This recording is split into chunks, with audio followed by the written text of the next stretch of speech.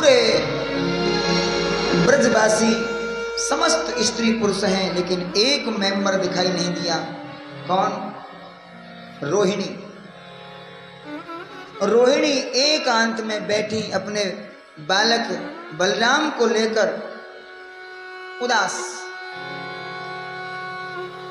नंद बाबा गए,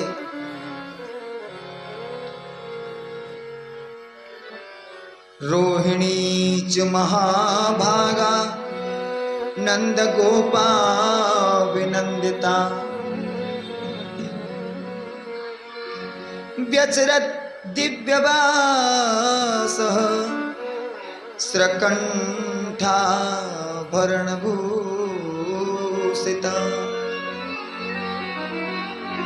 नंद बाबा गए और रोहिणी से बोले, देवी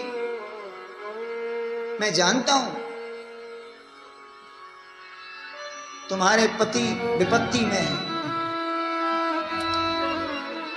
जिस स्त्री का पति परदेश में हो,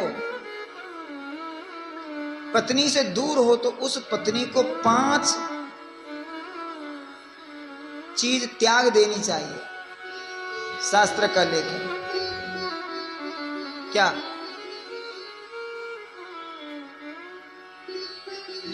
क्रीडां शरीर संस्कारं समाज उत्सव दर्शनम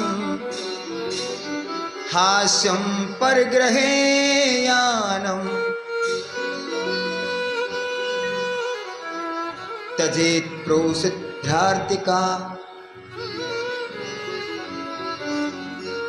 जिसका पति परदेश में हो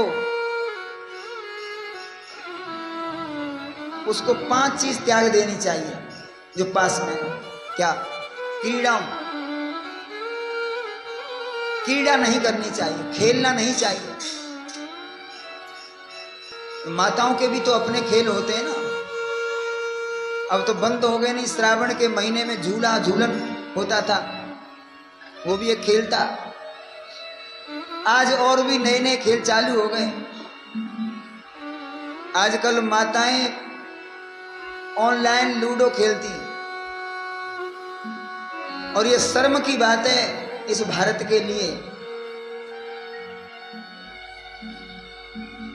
ये पति पास में हो तो भी नहीं खेलना चाहिए।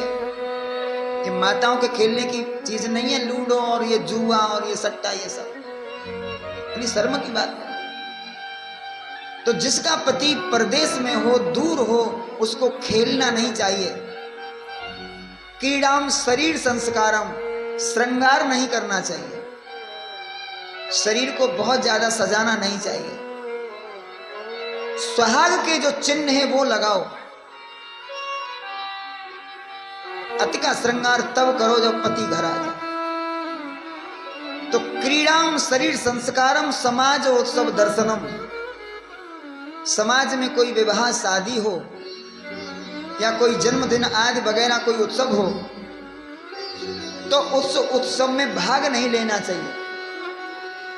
किसी का विवाह है कन्या का, तो जाओ कन्यादान करो, अपना काम करो, लेकिन ज्यादा उस उत्सव में बढ़ चढ़ के भाग मत लो।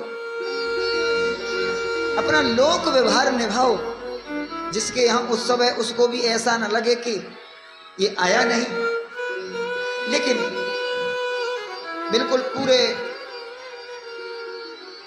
उस उत्सव में अर्पण मत करो अपने को।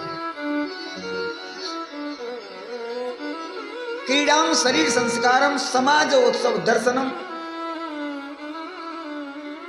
हास्यम। पति अगर बाहर हो तो शास्त्र कहता है हंसना नहीं चाहिए। हंसना मना है। किसी से हंसी मजाक नहीं। हास्यम परग्रह यानम। जिसका पति परदेश में हो उस स्त्री को किसी दूसरे के घर जाके समय नहीं बिताना चाहिए।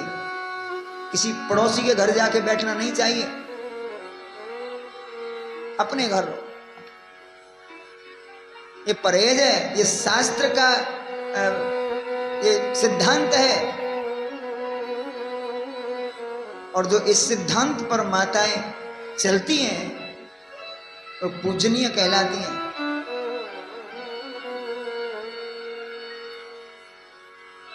कभी उनके चरित्र में कभी कोई दाग नहीं लग सकता। जैसे भक्त भगवान का भजन करते हैं, वैसे पत्नी को पति का भजन करना चाहिए। परदेश गए हुए और जब आ जाए तो फिर चाय सो कर, ऐसा नहीं। रास लीला के प्रसंग में भगवान श्री कृष्ण गोपियों को कहते हैं कि पति जैसा भी हो, रोगी हो, निर्धन हो, मूर्ख हो, कैसा भी हो, वो पत्नी के लिए परमेश्वर है।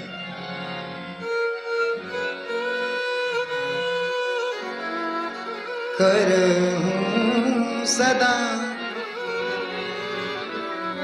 करहूं सदा शंकर पद पूजा, करहूं सदा शंकर पद पूजा, करहूं सदा